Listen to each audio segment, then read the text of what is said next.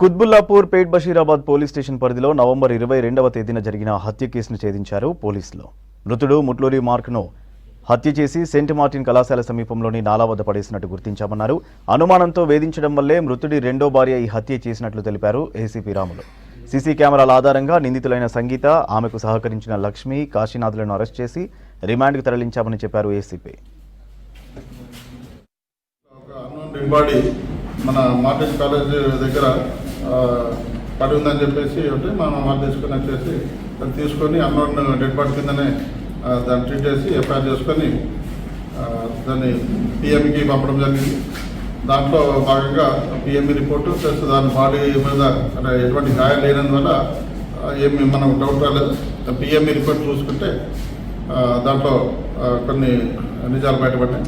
అంత లోపల ఈ బాడీ ఇక్కడికి ఎట్లా వచ్చిందని చెప్పేసి మా టీం ఏదైతే ఉందో దీంట్లో ఐఓ ప్లస్ ఇన్స్పెక్టర్ గారి ఆధ్వర్యంలో క్రైమ్ ఇన్స్పెక్టర్ కూడా సపోర్ట్ చేశారు.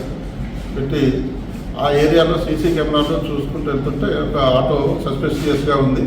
దాన్ని ఫాలో అవుతూ ట్రేస్ చేసుకుంటూ వెళ్ళడం జరిగింది. అది జీన్మెట్ల విలేజ్, అది ఎక్కడంటే మాణిక్యనగర్ చింతలు కుత్బుల్లాపూర్ మండలంలో అక్కడ ఇంటి దగ్గర వరకు అక్కడ లీడ్ అయింది.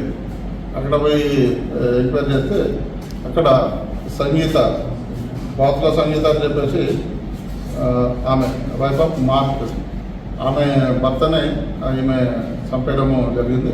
ఏమని వచ్చేసి బాతుల సంగీత, తర్వాత వాళ్ళ మదర్ లక్ష్మి, బాతుల లక్ష్మి ఏటు.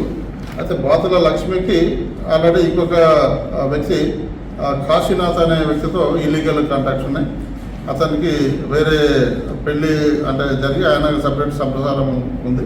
కానీ ఎక్కువగా ఈమె దగ్గరే ఎక్కువ ఉంటున్నాడు. అయితే ఆయన ఒక ఆటో డ్రైవర్, సొంత ఆటో ఉంది, ఆటో డ్రైవర్. వీళ్ళు కలిసి ఉంటున్నారు ఇక్కడ, లివింగ్ చాలా రోజులు ఇక్కడ ఉంటాడు, ప్లస్ సొంత భార్య దగ్గర కూడా వెళ్ళేస్తూ ఉంటాడు.